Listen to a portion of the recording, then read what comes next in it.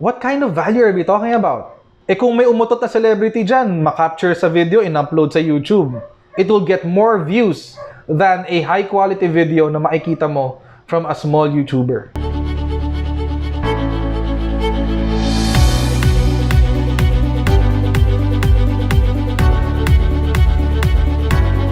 Hello everyone and welcome to my channel. This is Coach Jarrett, your life and career coach on YouTube.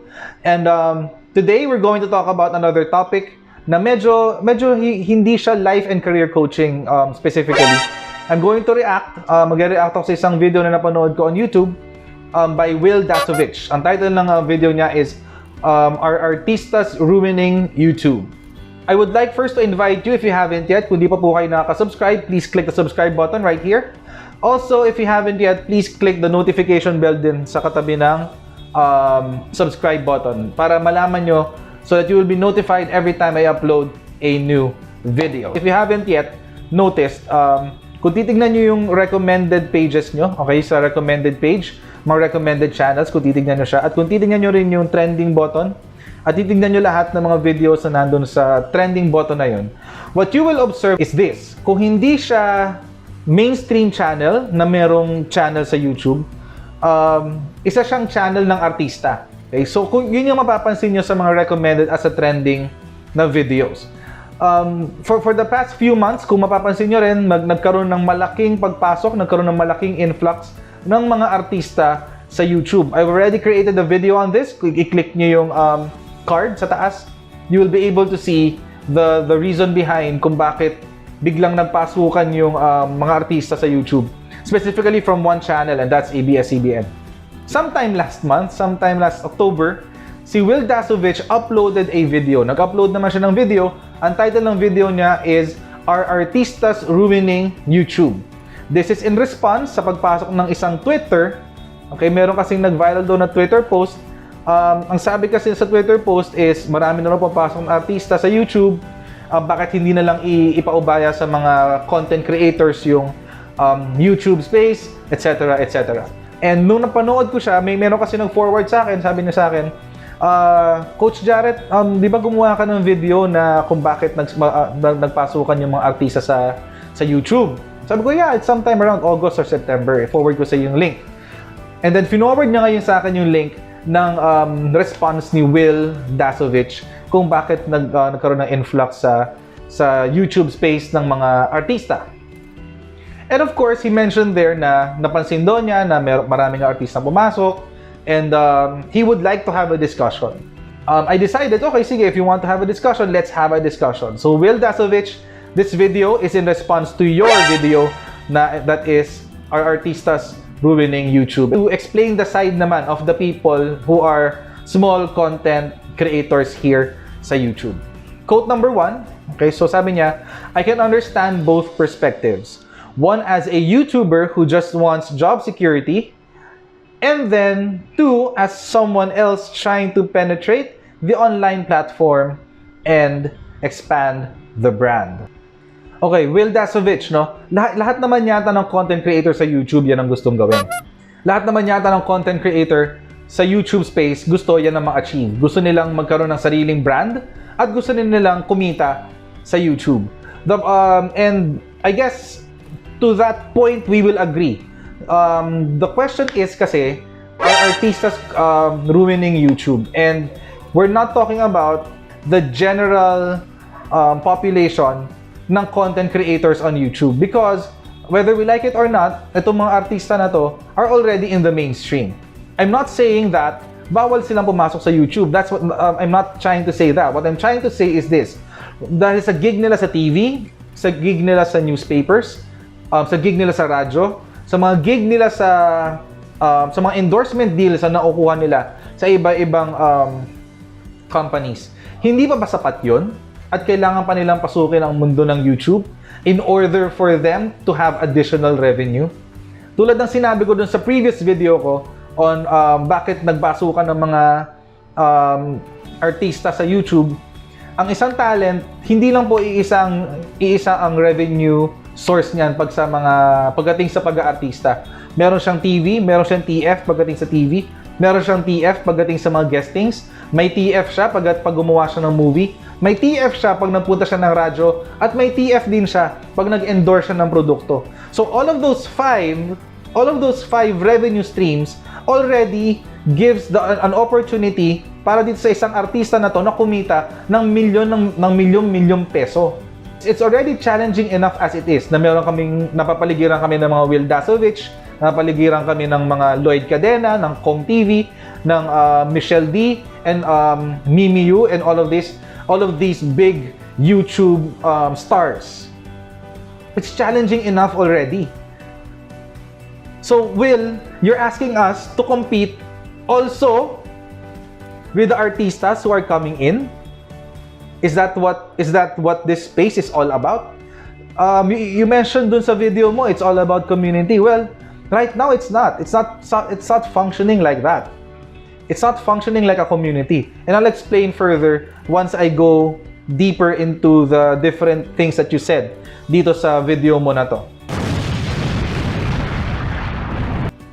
Okay. So you started with chapter 1. You mentioned chapter 1. Ang chapter 1 mo, ang title mo doon is Who Actually Benefits. Okay, chapter 1, Who Actually Benefits. Ito yung quote doon sa siguro sa akin ito yung salient point nung part na yon ng video in chapter 1. Sabi mo, the whole trend of artistas going to YouTube has been beneficial for both YouTube itself as a business, which is understandable kasi nga naman kung walang taong manonood sa YouTube, YouTube will not function as a business. Hindi tatakbong negosyo ang YouTube. So, agree to that point. And, subsequently, for YouTubers like myself. The reason behind this is because when more viewers are on the platform, you have a larger chance of growing your audience and reaching a different market that didn't even know that you existed. And then, you went on and told your story na in 2016, you were talking to your YouTube manager. By the way, 2016, na-mention mo dun sa video mo, you have 100,000 subscribers. And 2016, that's only 3 years ago, you already have a YouTube manager. That means, okay, if you already have a YouTube manager, that means you are already established as a content creator at YouTube. Ibig sabihin nun, dahil in 2016, meron ka ng YouTube manager, meron ka ng following. Na-mention mo nga doon, you have 100,000 subscribers in YouTube already at the time. So, your influence already in 2016 was quite big. May following ka na influencer ka na nun And you might say that it is a different time. Agree to that point. 2016, virtually, wala talagang halos nag-YouTube at that time. It is a different time. But you also have to understand na during that time, in 2016, wala pa masyadong may access sa internet.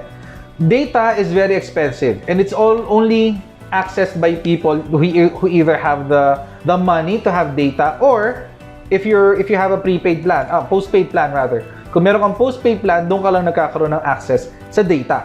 Pero sige, I'll give you the benefit of the doubt. Let's just say na in 2016, maliit pa talaga ang market ng YouTube. In 2016, there are 44 million internet users. What does that mean? Potential users, potential subscribers, potential viewers. So it's hard for me to believe, mahirap po sa akin paniwalaan, Wil Dasovich, mahirap sa akin paniwalaan, hindi kayo makaka-achieve ng more than 1 million views at least in a month. Granted, that is the case. Ang malalaking YouTubers at the time was Lloyd Cadena, Com TV, Michelle D, who else? Anklutz. Here's a question. Sino-sino lang ba ang nag-collab? Di ba kayo-kayo rin naman? Pinakita mo nga sa video mo yung mga collaboration mo with the other YouTubers. Kayo-kayo rin naman mga big YouTubers. So, don't you think your question of who really benefits in YouTube is medyo inconsistent with what you believe? Kasi, who really benefits in YouTube if that's the case? Right now, aside, itanggalin na natin yung business ng YouTube kasi it's their business. But right now, as it stands, who are the beneficiaries in YouTube? Mainly, the bigger channels, such as yourself, and now, coming in, the artistas. So, on to Chapter 2. Okay, you mentioned in Chapter 2, and ang title mo sa kanya is Bridging the Gap. So, when I look at the statement of Bridging the Gap, it gives me the idea na, and also watching that whole chapter, it gives me the vibe na you bridge the gap between YouTube and the world of the artistas, so the celebrities, okay? The mainstream entertainment world. So, kukuha ko ng quote doon, no, sa part na yun ng video mo. So, I figured the best way to help us all out was to capture the television audience and bring them over to YouTube. A huge break from vlogging, I do believe that today's television is interesting to its viewers, no doubt. They continue to watch it, but where I always thought television can improve is in value-added content. Share a positive mindset at ipakita sa inyong lahat my own unique perspective and how I carry out my own lifestyle. This is the reason I decided a TV show, which at the time angered many of my own viewers who thought I was selling out. Okay, so here's my response. Wil Dasovich, agree ako sa punto ng mga audiences mo na you did sell out. Why? Real talk lang, no? Real talk lang, Mr. Dasovich. Pwede mo kasing sabihin na, okay, nagpunta lang, sumali ako ng PBB just so that I can expose the vlogging community to the world. Okay, I'll give that to you. That's your perspective. That's your opinion. But also, you have to consider the fact na maraming malalaking YouTubers right now, and even in your time, even when you joined PBB, maraming YouTubers doon who did not go to the mainstream media just so that they can get more exposure for their channel. Hindi na nila kailangan magpunta sa ABS-CBN mag-audition just so for them to promote their channels or their vlogs or whatever. Hindi na nila kailangan gawin yon. What they did is they stuck to their guns. They stuck to their craft. They stuck to their content. And because of that, nagkaroon sila ng maraming followers. Yeah, you see, Mr. Dasovich, you did sell out. From the perspective of your audience, from the perspective of your followers, that is selling out. Because at the end of the day, it is still about the views. It is still about the subscriptions. There's another quote from you na medyo, para sa akin, medyo off. 2 years ago, most people didn't know what vlogging was. And they never heard that term. Walang YouTubers or vloggers dito sa Pilipinas. Lalo na sa showbiz. Okay, so that was your perspective. Pero naman, Mr. Dasovich, ganito naman, respeto naman sa mga nauna sa'yo. Lloyd Cadena started 8 years ago. Kong TV started 10 years ago. So your claim na walang YouTuber or vlogger sa Pilipinas is outright false. Sa showbiz, maliniwala ako na walang vlogger from the showbiz community sa YouTube space in 2016-2017. Maniniwala ako dyan kasi halos wala naman talaga. But, saying that there are no vloggers and there are no YouTubers at the time, that's a false assumption.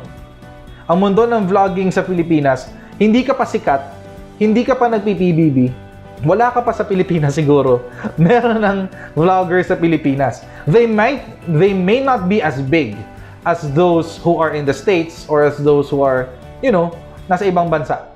But, in the Philippine community, in-embrace na namin sila. Niyakap na namin itong mga YouTubers na to. Kakolab mo nga sila eh. They're still here. They're still thriving.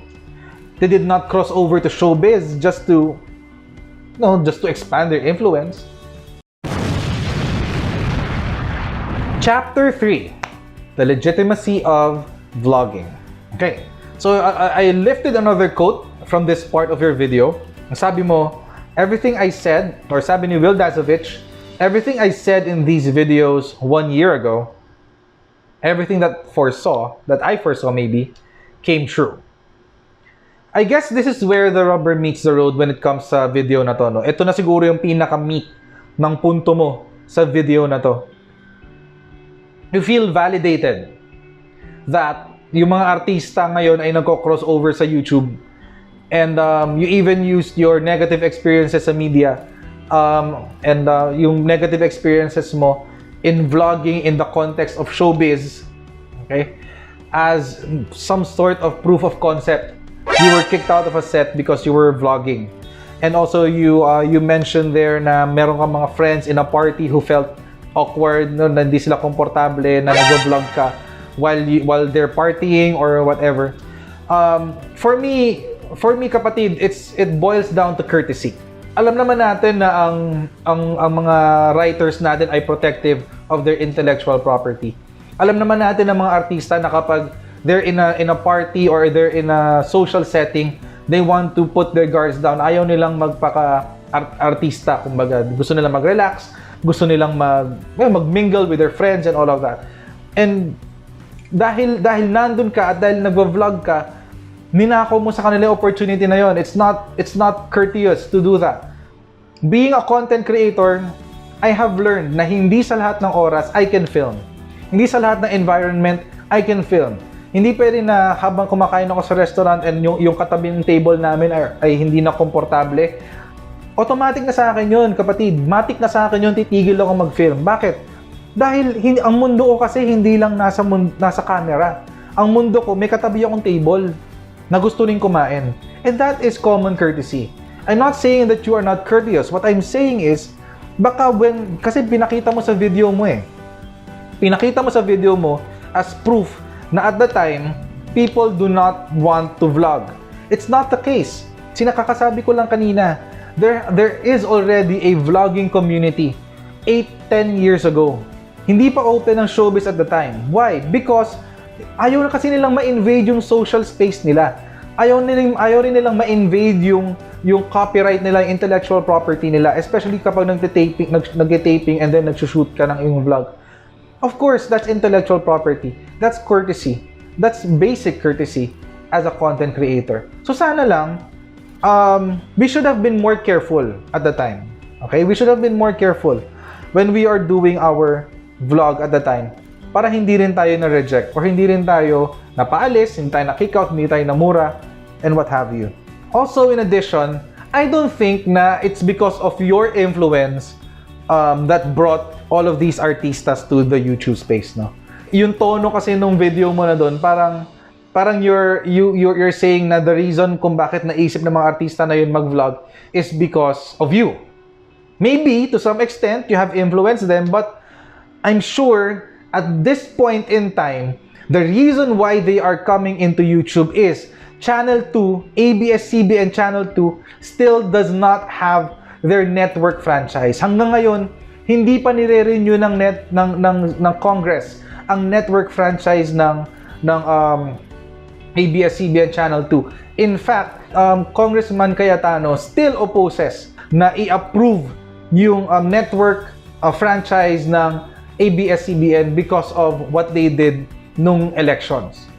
So, the reason kung bakit nandito sila ngayon sa YouTube space is because they're already going to lose their jobs. They're going to lose their position sa mainstream. It's not just about your influence. It's, many factors. Their financial standing, their impact maybe sa community, and maybe some of them, it's really about entertaining the people. It's really about entertainment and all of that. But I'm not sure if it applies to everyone. I'm not sure if it applies to specific group of people who are already, nasa rurok na sila ng tagumpay sa mainstream. But that's just me. I'm a small content creator anyway. Chapter 4, Paving the Way. And this is maybe yung dito mo directly address yung nag-viral na tweet about bakit marami artista ngayon sa YouTube space. And I'll read your comment. Sabi mo, to that viral tweet, hindi pa ba sapat kinikita nyo sa ABS at GMA? You know, for a lot of them, maybe not. The showbiz industry is competitive as bleep. You bleeped it out. It could be a snake pit. With TV moving digital, the system's constantly evolving, and staying relevant is really difficult. So in order to stay on top and really have to adapt, for the wise words of Ice-T, don't hate the player, hate the game. And at this point, Wil Dasovich, and to those who are watching this, I'm not sure if you agree with me or disagree with me. If you're either of the two, just comment down below. Ang response ko dyan is, how much do these artistas really need? Really? At the end of the day, how much do these artistas really need? Kasi at this point in the YouTube space and in the showbiz space, we can't help but hate the player. Sabi mo kasi dito, hate the game, not the player. At this point, we cannot help but hate the player. Why? Kasi they are already in the mainstream. They are in the billboards. They are in the commercials. They are in the movies. They are in the TVs. They are in the radio. They are in the publication. They are everywhere. They are everywhere. And sa lahat ng yun, they are being paid. They are being paid. Now, I don't mind if it is, well, lahat naman ng environment competitive. Whether it's the corporate world, it's still competitive. Whether it is in the sports world, it's still competitive. Whether it is in the media, it's still competitive. The problem is this: why cannot you compete at your level? Imagine this. It's like the NBA players. NBA players going to PBA. NBA players going to PBA. I mean, really? Do you think the PBA, I'm sure we have a talented bunch. We have a talented bunch of PBA players. But do you think they can compete? Kaya ba nilang makipagsabayan sa level ng NBA? Maybe, maybe not.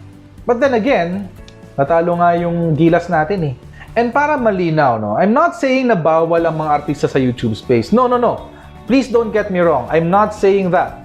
What I'm saying is this: bakit pa? Bakit pa? With all the money that you have, with all the resources that you have, with everything that you currently have, bakit papasok pa kayo ng YouTube? Is there really a need to be in the YouTube space? Kasi kung magsasara naman yung company nyo, why can't you just start another business? Why still go into the YouTube space? I don't understand. Siguro one of you can explain that to me. But again, the question is still this: how much is enough? Kaming mga small YouTube creators, lalabang kami dyan. Of course, pumasok kayo, sige, pasok kayo sa YouTube space. Papalag kami, lalabang kami dyan.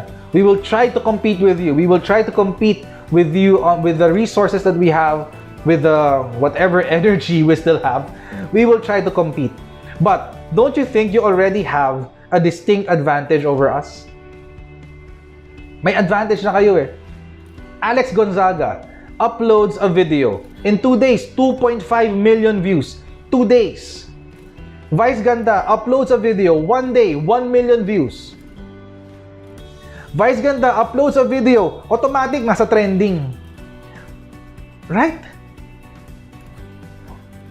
So, paano kami makaka-compete ng mga small scale o small YouTube creators? How can we compete? How can we compete with that magnitude of an influence? Of course, we will do what we can. Kasi para sa amin, hindi lang ito parang, okay, kailangan kong ma-maintain yung pagiging sikat ko. Kailangan ko i-maintain yung relevance ko sa community. So, papasukin ko ang YouTube. No, no, no, no, no. For us, it's not like that. For us, it's like this. Anong kakainin natin bukas? Sige, gawa tayong content sa YouTube. Yung maganda para panoorin ng mga tao. Ano papakain ko sa anak ko bukas? Sige, intayin natin yung hintayin natin mag-hit yung isa kong video, sana mag-hit siya. Binigay ko lahat doon, 100% ng effort ko, binigay ko doon. Sana mag-viral. That's the reality that we have to face. But at the end of the day, Alex Gonzaga, gagawa siya ng magko-collab siya kay Mimi Yu. Well, nag-collab lang naman sila nung sumikat na si Mimi Yu. Heart Evangelista, collab with Mimi Yu nung sikat na si Mimi Yu. Ikaw, si Wil Dasovich, magko-collab kay Kong, magko-collab kay Alex, magko-collab kay kunyari, confronting Bea Alonso. What else? Confronting Iya Villania.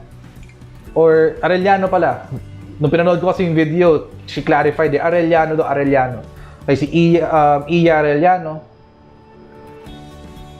For us, yung small YouTube creators, para sa amin na small YouTube creators, Mr. Dasovich, mahihirapan kami sa paglaban. Pero lalaban kami.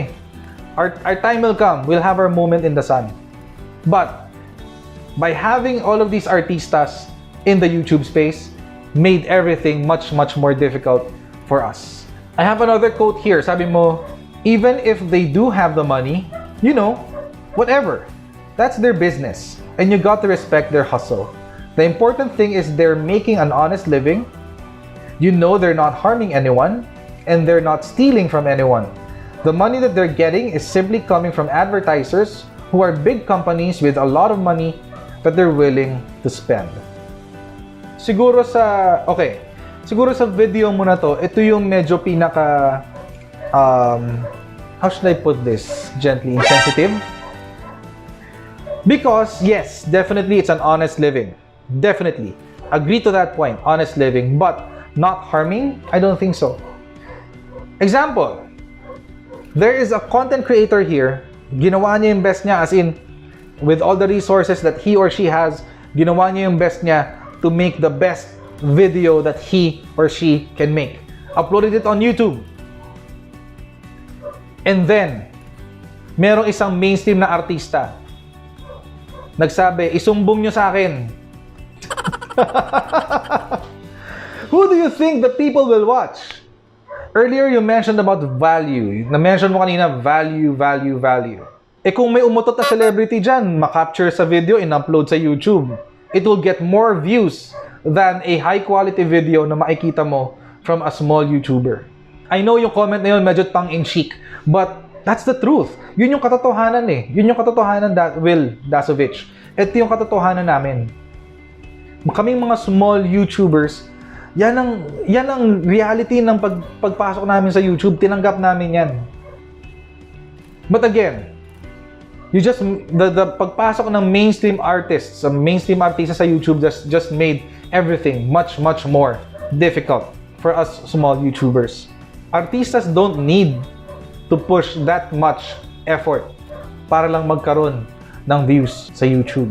Small content creators like us, kailangan namin ng effort. Everything is just much more difficult.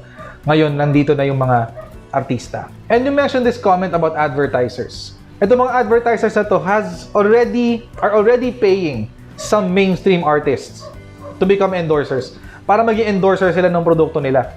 Binabayaran na nila si Alex, binabayaran na nila yung si Heart, binabayaran na nila yung mga iba pang artista dyan para maging endorsers ng produkto nila. And then they earn more because they're in the YouTube space with the same advertiser. Hindi ko na binasa yung mga iba mong sinabi sa chapter 5 because I think it's promotion mo lang yon para kay Alex eh. You're just promoting si Alex Gonzaga dun sa video, sa parte na yun ng video mo, so hindi ko na siya sasama. But kayo mga malalaking channels, channels like you na merong access sa mga taong katulad nila Bea, nila Iya, nila Alex, mga malalaking channels tulad nila Kong, nila Lloyd, nila V, nila Mimi Yu, nila Michelle D, Ann Klutz, all of these bigger channels. Para sa inyo, wala lang to. Para sa inyo, okay lang, sige pumasok kayo, more revenue for us. Kasi nga naman, in your mind, in your perspective, mas maraming audience, mas maraming hatak, mas maraming manonood ng videos nyo. But, again, you have already stomped on the efforts of the small YouTubers, the small channels, the small YouTube channels. Bakit? Kayo-kayo lang naman nagko-collaborate eh. Anong community ang sinasabi mo? Kayo-kayo lang naman yung community na yon. Wala namang ibang community. Kami, mga small creators, meron kaming sarili naming community. Kami-kami na lang nagtutulungan. But kayo-kayo magkakasama, you have yung mga artista, mga malalaking YouTubers, you have your own community. Ganun lang naman yun eh. I have yet to see a big YouTuber collaborate with a small YouTuber. I have yet to see that. I have yet to see an artista YouTuber collaborate with a small less than 1,000 channel YouTuber. I have yet to see that. Wala pa ako nakikitang ganun, Wil Dasovich. Because at the end of the day, it's still about getting the views. Buti pa nga si Hungry Syrian eh. I follow si Hungry Syrian. Buti pa siya. Because yung mga kinikita niya, itinutulong na sa ibang tao. At least inspirational. Malaking channel siya, yes, pero inspirational. Tinutulong na sa mga mahihirap, tinutulong na sa ibang tao. Noong nagpadala na siya ng bigas sa Mindanao, nagpadala na siya ng blanket sa Mindanao. Angel Locsin is already in Mindanao. I guess medyo nagiging emotional lang sa akin itong punto na to. It's because siguro sa mga hindi pa nakaka-train ng YouTube and then you watch this video and siguro nagtataka kayo, bakit nagagalit si Coach? Or bakit nagiging emotional si Coach? It's because of this. Maraming nag-iisip na madali lang mag-YouTube. Just get kasalanan to ni KMJS eh. Ang sabi kasi niya ni KMJS nung feature niya lahat ng vloggers sa KMJS, kailangan lang daw ng sipag at tiyaga. Hindi rin po, mga kaibigan. Ang pag-YouTube po, kailangan din ng skill. Kailangan ng communication skill. Kailangan ng editing skill. Kailangan ng lighting skills. How to capture a video skill. Mahirap din po ito. Mag-google po tayo ng oras. Google tayo ng maraming oras. And it's unfair for the small YouTubers na may papasok lang na artista and then magbibigay lang siya ng 5-10% ng effort nila and then magbo-boom bigla yung channel nila. Medyo unfair lang sa amin, mga small YouTubers. Buti pa nga si a mainstream na artista na nag-transition na rin sa YouTube, Judy Ann. Buti pa nga si Judy Ann Santos kahit pa paano may pinagawa siyang production set, may kitchen. Buti pa siya. But of course, she has the resources. May pera siya pang paggawa ng kitchen. Meron silang pera pang paggawa ng bahay tabi ng beach. Of course, kami mga small YouTubers, wala kami nun. We make do with what we have. We make do with the cheap lighting, small room, plain background. We make do with that. Why? Kasi that's what we have. Pero, ko-compete kami. Lalaban kami dyan. Pero you have to think about it this way. Ganito dapat ang etong analogy ko dyan, mga kaibigan. Analogy ko dyan, ganito. Napapansin nyo ba sa lahat ng lugar na mayroong SM walang sari-sari store? Kung saan mayroong SM walang sari-sari store, I'll tell you why. Kasi yung mga tao hindi na kailangan pumunta sa sari-sari store. SM mga mainstream na artista. And this is all for you. Kayo yung SM ng YouTube space. Kaming mga small creators, kami yung sari-sari store. Kukumpetensya kami. O sige, kukumpetensya kami. Tatry namin kukumpetensya sa inyo ha. Try lang namin. But, we just made everything much more difficult. Mas pinahirapan nyo kami dahil pumasok kayo ng YouTube space without helping us out. Without helping us, small YouTubers. But that's fine. Okay lang yon. Lalaban kami. Papalag kami. We will try to survive dito ngayon sa YouTube space. Sabi ni Wil Dasovich kanina, it is a meritocracy. Agree. Meritocracy. Papanoorin ka kung maganda yung output mo. Kaso nga lang ganito Will, ganito kasi ang problema. Kahit maganda ang nilalabas mo, kung merong artista na mas controversial at merong inilabas na kahit hindi naman maganda, pero dahil lang artista siya, papanoorin siya ng mga tao. And that is a fact. That is the truth. And sabi mo nga, Will, in 2016, meron ka ng YouTube manager. kami. We have nothing but ourselves and whatever resources we have. If you like my video today, please click on the subscribe button. Paki-click lang po. No? Kung nagustuhan niyo yung video ko ngayon, paki-click lang po yung subscribe button. Also, please click on the notification bell kung gusto niyo po ma-notify kung meron pa akong ibang na-upload. I'm looking forward to seeing you next week or in the following upload that I will have. God bless you, and I'll see you in my next upload.